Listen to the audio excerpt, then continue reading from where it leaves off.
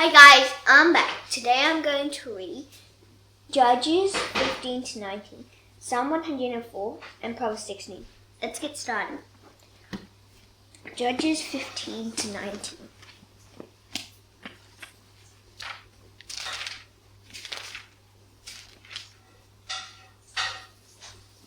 Later on, Samson went to visit his wife. He took a young goat with him.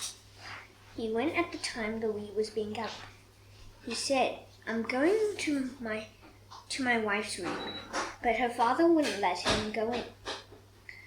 Her father said, "I was sure you hated her, so I gave her to your companion. Isn't her younger sister more beautiful? Take her instead." Samson said to them, "This time I have a right to get even with the Philistines.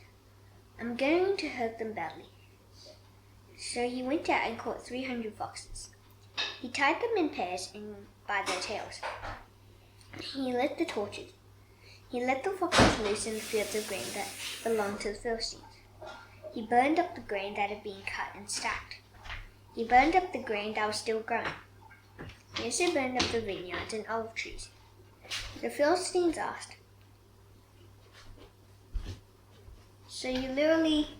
Wait, what? Mom! Where did you go? I thought... I didn't do anything.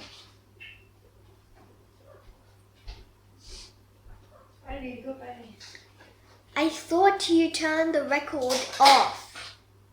I thought you turned it off. Anyway, where was it? Where was I?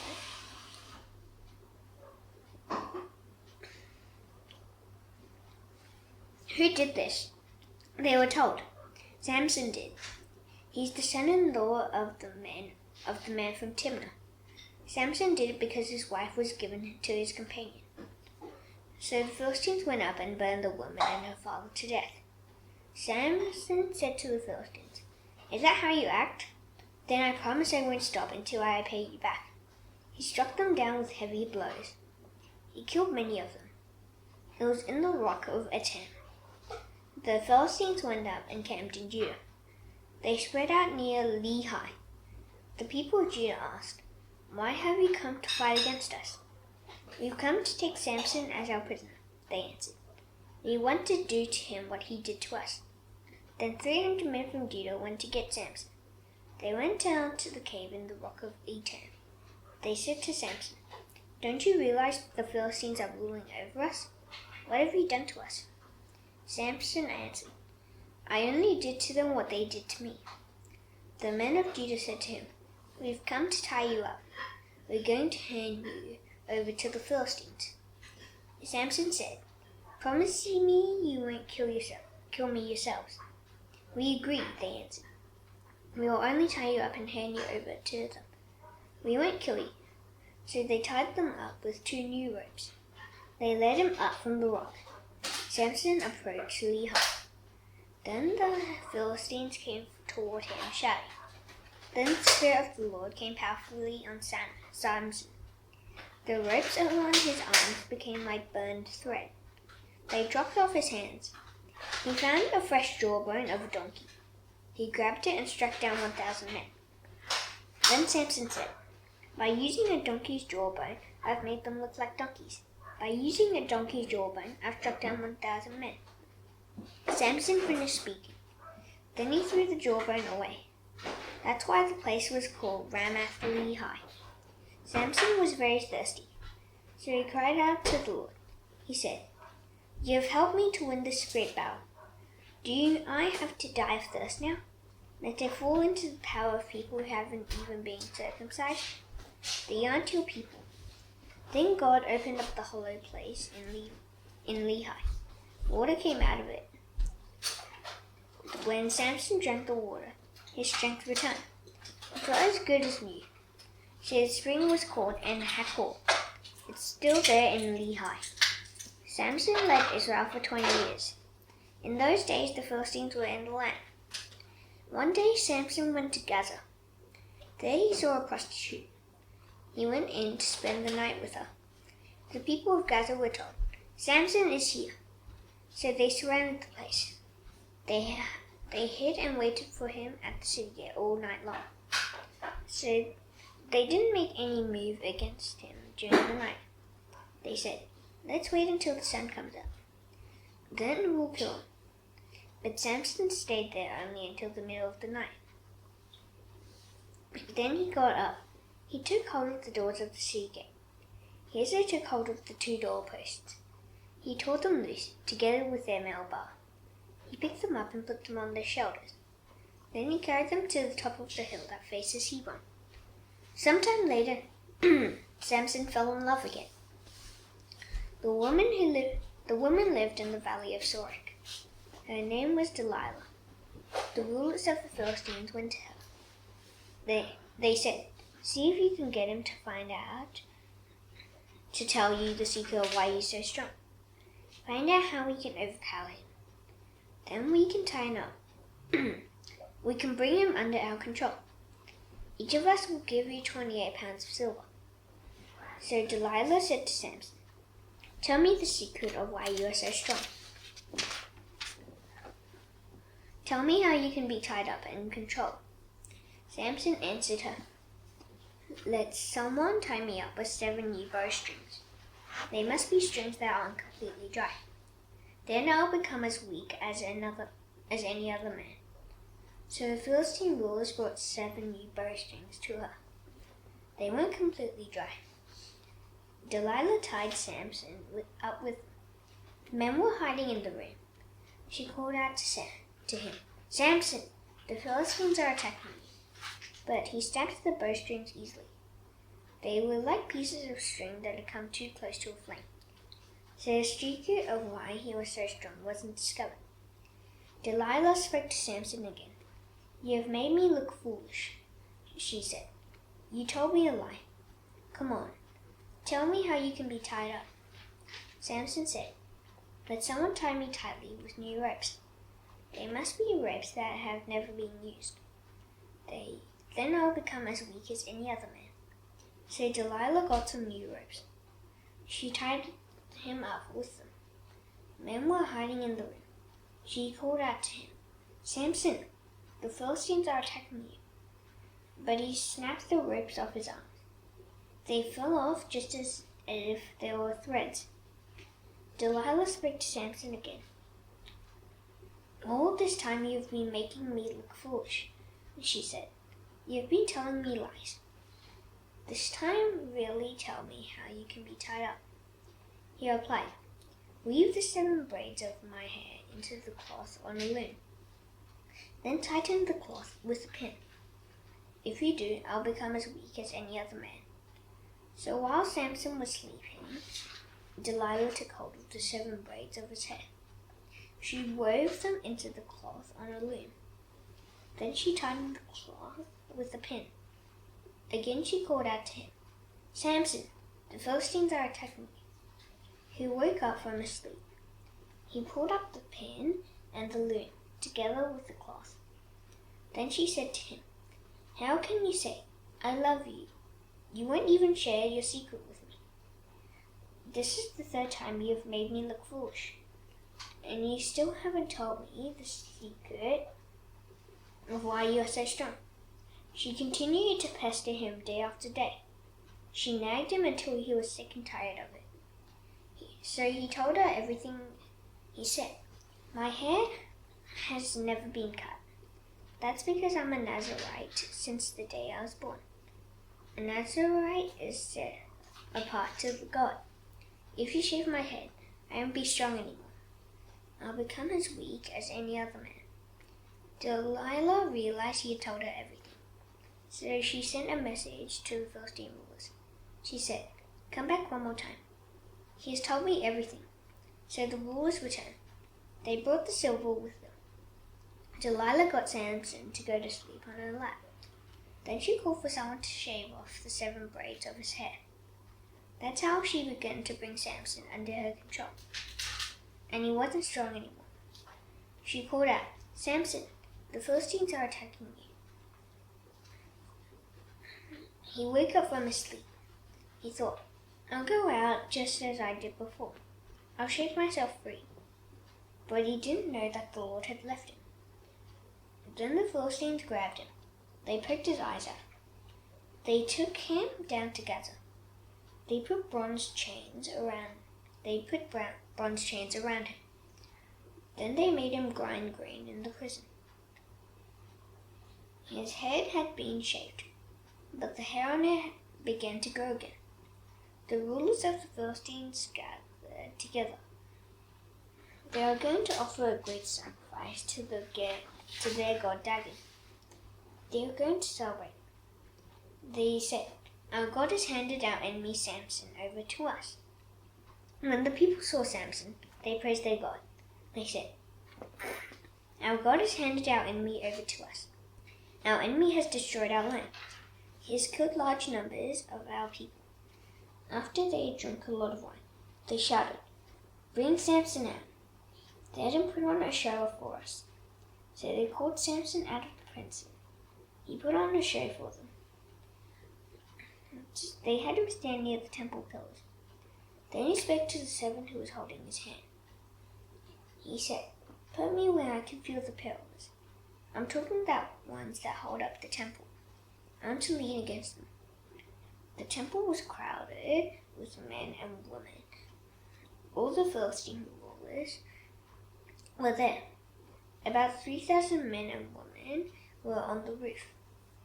They were watching Samson put on a show. Then he prayed to the Lord. Samson said, "Lord and King, show that you still have concern for me. Lord, please God, make me strong just one more time.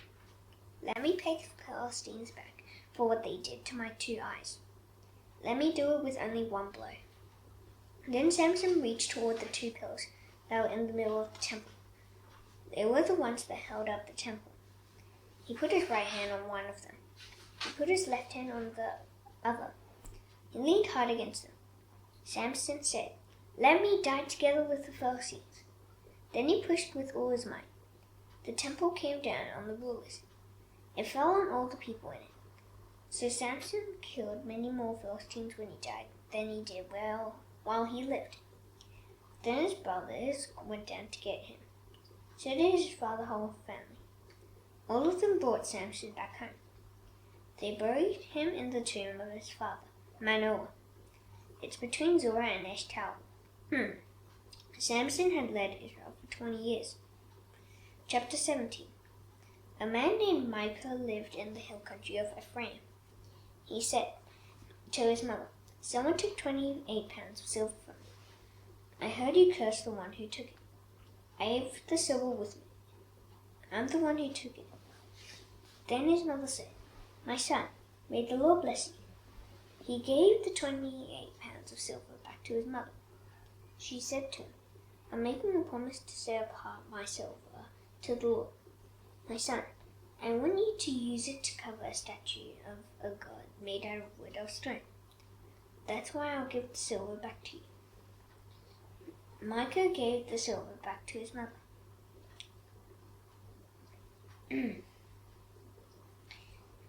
Then she gave 5 pounds to a skilled worker who made things out of silver. He used the silver for the statue. That statue was put in Micah's house. That same Micah had a small temple. He made a sacred linen apron and some statues of his family gods. He appointed one of his sons to serve as his priest. In those days, Israel didn't have a king. The people did anything they thought was right. A young Levite had been living in the land that belonged to the tribe of Judah. He was from Bethlehem in Judah. He left the town to look for some other place to stay. On his way, he came to Micah's house. It was in the hill country of Ephraim. Micah asked him, "Where are you from?" "I'm a Levite," he said. "I'm from Bethlehem in Judah. I'm looking for a place to stay." Then Micah said to him, "Live with me. Be my father and priest. I will give you 4 ounces of silver a year. I also give you clothes and food." So the Levite agreed to live with him. The young man became just like one of Micah's sons to him. Then Micah appointed the Levite to serve as his priest. He lived in Micah's house. Micah said, Now I know that the Lord will be good to me. This Levi has become my priest." In those days, Israel didn't have a king. And in those days, the tribe of Dan was looking for a place they could make their homes. They hadn't been able to take over their own share of land among the tribes of Israel. So the people of Dan sent out 5 of their leading men from Zorah and Eshtaol.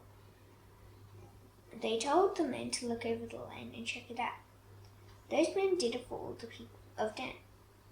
Those people told the men, "Go, check out the land."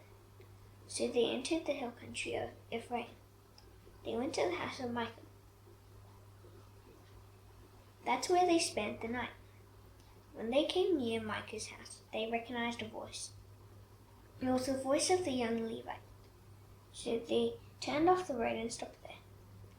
They asked him, "Who brought you here? What are you doing in this place? Why are you here?" The Levite told them what Micah had done for him. He said, "He has hired me. I'm his priest." Then they said to him, "Please ask God for advice. Try to find out whether we'll have success on our journey."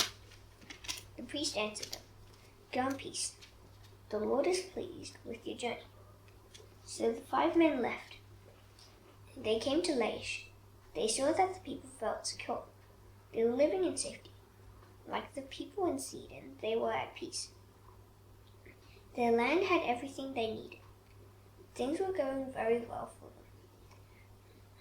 They lived a long way from the people of Sidon, and they didn't think they would ever need help from anyone else. The men returned to Zorah and Eshtaol. Their people asked them, "What did you find out?" They answered, "Come on, let's attack them. We've seen the land, and it is very good. Aren't you going to do something?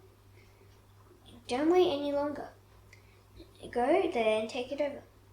When you get there, you'll find people who aren't expecting anything bad to happen to them. Their land has plenty of room. God has handed it over to you. It's a land that has everything you will ever need." So 600 men from the tribe of Dan started out from Zorah and Eshtaol. They were prepared for battle. On their way, they set up camp. The camp was near Kiryas Jearim in Judah. That's why the place is called Manaher Dan to this day. It's west of Kiryas Jearim. From there they went to the hill country of Ephraim. They came to Micah's house. Then the 5 men who had looked over the land of Laish spoke to the other members of the tribe. They said, "Don't you know that one of these houses has a sacred linen apron in it? Some statues of family gods are there. The house also has another statue of a god covered with silver. Now you know what to do." So they turned off the road and stopped there. They went to the house of the Lord, of the young Levite. He was at Micah's place. They greeted the young man. The 600 men from Dan stood at the entrance of the gate. They were prepared for battle. The 5 men who had looked over the land went inside. They took the statue covered with silver. They also took the family gods and the linen apron. During that time, the priest stood at the entrance of the gate. The 600 men stood there with him. They were prepared for battle. Then when the 5 men went into Micah's house and took all those things, the priest spoke to them. He asked, "What are you doing?" They answered him, "Be quiet. Don't say a word. Come with us. Be our father and priest. You can serve a whole tribe and family group in Israel as our priest. Isn't that better than serving just one man's family?" The priest was very pleased. He took the linen apron and the family gods. He also took the statue of the god that was covered with silver. Then the priest left with the people. They put their little children and their livestock in front of them. They also put everything else they owned in front of them. And they turned and went on their way. The men who lived near Micah were called together. Then they left and caught up with the people of Dan. That's because Dan's people hadn't gone very far from Micah's house. Those who lived near Micah shouted at them, The people of Dan turned around and asked Micah, "What's the matter with you? Why did you call out your men to fight against us?" He replied, "You took away the gods I made, and you took away my priest. What do I have left? So how can you ask, 'What's the matter with you?'" The people of Dan answered, "Don't argue with us. Some of the men may get angry and attack you. Then you and your family will lose your lives." So the people of Dan went on their way. Micah saw that they were too strong for him, so he turned around and went back home. The people of Dan took what Micah had made. They also took his priest. They continued on their way to Laish. They went there to fight against a people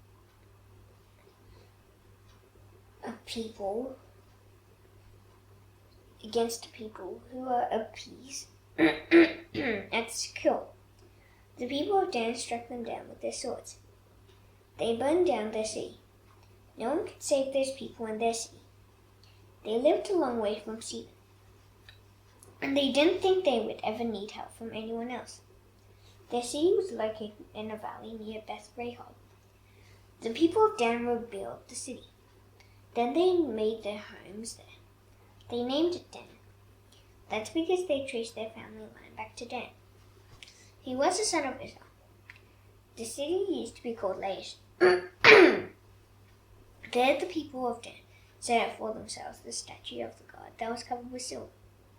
Jonathan and his sons were priests for the tribe of Dan. Jonathan was the son of Gershom, the son of Moses. Jonathan and his sons were priests until the time when the land was captured. The people of Dan continued to use the statue Micah had made. They used it during the whole time the house of God was in Shiloh. Chapter 19. In those days, Israel didn't have a king. There was a Levite who lived deep in the hill country of Ephraim. He got a concubine from Bethlehem in Judah, but she wasn't faithful to him. She left him. She went back to her parents' home in Bethlehem in Judah. She stayed there for 4 months. Then her husband went to see her. He tried to talk her into coming back with him. He had a servant and 2 donkeys with him. She took her husband into her parents' home. When her father saw him, he gladly welcomed him. His father-in-law, the woman's father, begged him to stay. So the Levite remained with him for 3 days. He ate, drank, and slept there. On the 4th day, they got up early. The Levite prepared to leave. But the woman's father said to his son-in-law, "Have something to eat. It will give you strength. Then you can go on your way." So the 2 of them sat down. They ate and drank together. After that, the woman's father said, "Please stay tonight. Enjoy yourself." The man got up to go, but his father-in-law talked him into staying. So he stayed there that night. On the morning of the 5th day, the Levite got up to go. But the woman's father said, "Have something to eat. It will give you strength. Wait until this afternoon." So the 2 of them ate together. Then the man got up to leave. His concubine and his servant got up when he did. But his father-in-law, the woman's father, spake to him again. He said, "It's almost evening. The day is nearly over. So spend another night here. Please stay. Enjoy yourself. Early tomorrow morning you can get up and go back home." But the man didn't want to stay another night. So he went. He went toward Jebus. Jebus is also called Jerusalem. The Levite had his 2 donkeys and a concubine with him. The donkeys had saddles on them. By the time the travelers came near Jebus, the day was almost over. So the servant said to his master, "Come, let's stop at this Jebusite city. Let's spend the night there." His master replied, "No, we won't go into any city where strangers live. The people there aren't Israelites. We'll continue on to Gibeah." He added, "Come, Let's try to reach Gibeah or Ramah. We could spend the night in one of those places. So they continued on. As they came near Gibeah and in Benjamin, the sun went down. They stopped there to spend the night. They went to the city's main street and sat down, but no one took them home for the night. That evening an old man came into the city. He had been working in the fields. He was from the hill country of Ephraim, but he was living in Gibeah. The people who lived there were from the tribe of Benjamin. The old man saw the traveler in the main street. He asked, "Where are you going? Where did you come from?" The Levite answered, "We've come from Bethlehem in Judah. We're on our way to Ephraim. I live deep in the hill country there. I've been to Bethlehem. Now I'm going to the house of the Lord. But no one has taken me home for the night. We have straw and feed for our donkeys. We have food and wine for ourselves. We have enough for me, the woman, and the young man with us. We don't need anything. You are welcome at my house," the old man said. "I'd be happy to supply anything you might need, but don't spend the night in the street." So the old man took him into his house and fed his donkeys. After the travelers had washed their feet, they had something to eat and drink. They were inside enjoying themselves. But some of the evil men who lived in the city surrounded the door. They surrounded the house. They pounded on the door. They shouted to the old man who owned the house. They said, "Bring out the man who came to your house. We want to have sex with him." The owner of the house went outside. He said to them, "No, my friends, don't do such an evil thing. This man is my guest, so don't do this terrible thing. Look, here's my virgin daughter, and here's the Levite concubine. I bring them out to you now. You can have them. Do to them what you want to, but don't do such a terrible thing to this man." The man wouldn't listen to him, so the Levite sent his concubine out to them. They forced her to have sex with them. They raped her all night long. As the night was ending, they let her go. At sunrise, she went back to the house where her master was staying. She fell down at the door. She stayed there until daylight. Later that morning, her master got up. She opened the door of the house. He stepped out to continue on his way, but his concubine was lying there. She had fallen at the doorway of the house. Her hands were reaching out toward the door. He said to her, "Get up, let's go," but there wasn't any answer. Then he put her dead body on his donkey, and he started out for home. When he reached home, he got a knife. He cut off the concubine. He cut her into 12 pieces.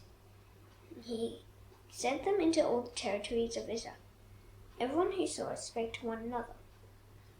They said, "Nothing like this has ever been seen or done before.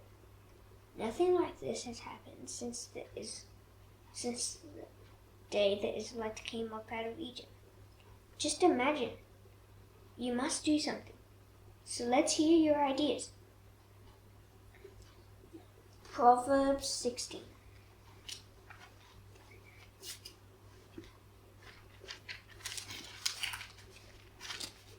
People make plans in their hearts, but the Lord puts the correct answer on their tongues. Everything a person does might seem right to him, might seem pure to them, but the Lord knows why they do what they do. Commit to the Lord everything you do. Then He will make your plan succeed. The Lord works everything out to the proper end. Even those who do wrong were made for a day of trouble. The Lord hates all those who have proud hearts. You can be sure that they will be punished. Through love and truth, sin is painful. People avoid evil when they have respect for the Lord. When the way you live pleases the Lord, He makes even your enemies live at peace with you. It is better to have a little and do right than to have a lot and be of blood. In their hearts, human beings plan their lives. but the Lord decides where their steps will take them. A king speaks as if his words come from God, and what he says did not turn right into wrong. Honest scales and balances belong to the Lord. He made all the weights in the bag. A king hates it when his people do what is wrong. A ruler is made secure when they do what is right. A king is pleased when what you say is honest. They value people who speak what is right. An angry king can order your death, but a wise person will try to calm him down. When a king's face is happy, it means life. His favor is like rain in the spring. It is much better to give wisdom than gold. It is much better to choose understanding than silver. The path of honest people takes them away from evil. Those who guard their ways guard their life. If you are proud, you will be destroyed. If you are proud, you will fall. Suppose you are lowly in spirit among those who are treated badly. That's better than sharing stolen goods with those who are proud. If anyone pays attention to what they're told, they will succeed. Blessed is the person who trusts in the Lord. Wise hearts are known for understanding what is right. Kind words make people want to learn. Understanding is like a fountain of life to those who have it. But foolish people are punished for the foolish things they do. The hearts of wise people guide their mouths. Their words make people want to learn more. Kind words are like honey. They are sweet to the spirit and bring healing to the body. There is a way that appears to be right, but in the end it leads to death. The hunger of workers makes them work. Their hunger drives them on. A worthless person plans to do evil things. Their words are like a burning fire. A twisted person stirs up conflict. Anyone who talks about others separates close friends. A person who wants to hurt others tries to get them to sin. That person leads them down a path that isn't good. Whoever winks with their eye is planning to do wrong. Whoever closes their lips tightly is up to no good. Grey hair is a glorious crown. You get it by living the right way. It is better to be patient than to fight. It is better to control your temper than to take a city. Lots are cast into light to make decisions, but everything they decide comes from the Lord. Psalm 104.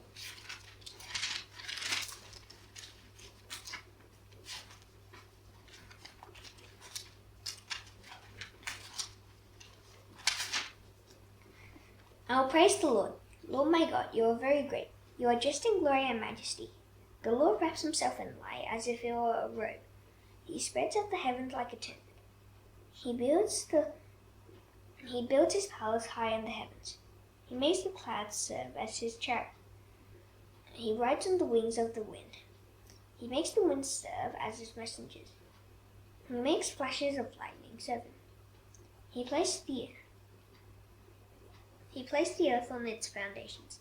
It can never be moved. You, Lord, covered it with the oceans like a blanket. The waters covered the mountains. But you commanded the waters, and they ran away. At the sound of your thunder they rushed off. They flowed down the mountains.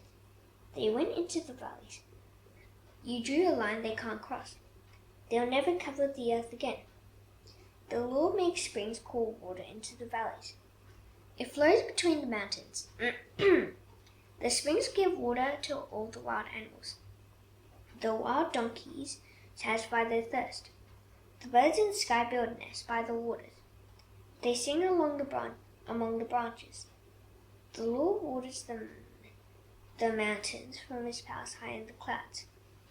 The earth is filled with the things he has made. He makes grass grow for the cattle and plants for people to take care of. That's how they get food from the earth. There's wine to make people glad. There's olive oil to make their skin glow. And there's bread to make them strong. The cedar trees of Lebanon belong to the Lord. He planted them and gave them plenty of water. There the birds make their nest. The stork has its home in the juniper trees. The high mountains belong to the wild goats. The cliffs are a safe place for the rock badgers. The Lord made the moon to mark off the seasons.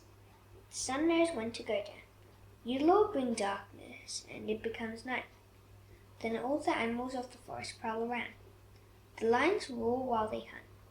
All their food comes from God. The sun rises, and they slip away. They return to their dens and lie down. Then people get up and go to work. They keep working until evening. Lord, you have made so many things. How wise you were when you made all of them. The earth is full of your creatures. Look at the ocean, so big and wide. It is filled with more creatures than people can count. It is filled with living things, from the largest to the smallest. Ships sail back and forth on it. Leviathan, the sea monster you made, plays in it. All the creatures depend on you and give them their food when they need it. When you give it to them, they eat it. When you open your hand, they are satisfied with good things. When you turn your face away from them, they are terrified. When you take away their breath, they die and turn back into dust. When you send your spirit, you create them. You give new life to the ground. May the glory of the Lord continue forever. May the Lord be happy with what he has made. When he looks at the earth, it trembles. When he touches the mountains, they pour out smoke. I will sing to the Lord all my life. I will sing praise to my God as long as I live. May these thoughts of mine please him. I find my joy in the Lord. But may sins be gone from the earth. May evil people disappear. I will praise the Lord. Praise the Lord. Now that's done, I shall now do the Lord's Prayer. Please bow your heads. Our Father in heaven, hallowed be your name. Your kingdom come, your will be done on earth as it is in heaven. Give us today our daily bread. Forgive us our debts, as we have also forgiven our debtors. Lead us not into temptation, but deliver us from the evil one. For yours is the kingdom and the power and the glory forever. Amen. See you tomorrow. Bye.